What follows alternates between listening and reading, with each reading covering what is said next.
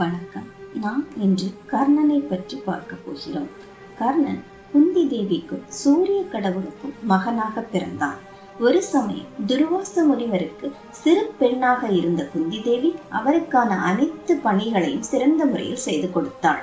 சிறு பெண்ணாக இருந்தாலும் உன் பணிவிடைகளை கண்டு மகிழ்ந்தேன் குந்தி தேவி என்றார் துர்வாச முனிவர். ஆதலால் நான் உனக்கு ஒரு மந்திரத்தை வரமாக தருகிறேன் என்றார்.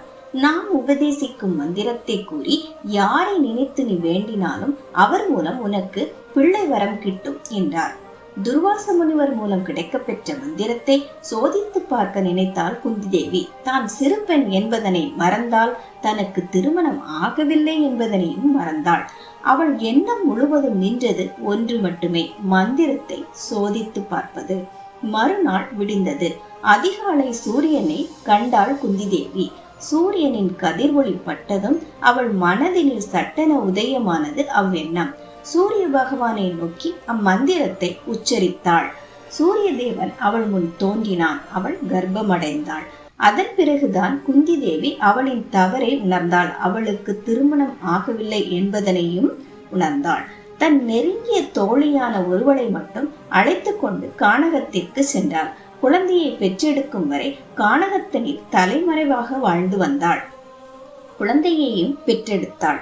அக்குழந்தையானது பிறக்கும் போதே மார்பினில் கவசத்துடனும் காதினில் குண்டலத்துடனும் பிறந்தது.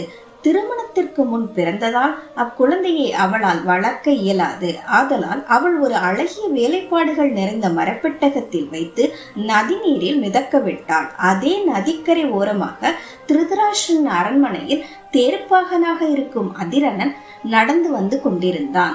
அச்சமயம் அங்கு நதிநீரில் பெட்டி ஒன்று வருவதை கண்டான் அதிரதன். விரைந்து சென்று அப்பெட்டியை இழுத்து எடுத்தான். திறந்து பார்த்தவன் அதிர்ந்தான். அதில் அழகிய குழந்தை ஒன்று இருந்தது. சுற்றுமுற்றும் பார்த்தான். யாரும் அங்கில்லை.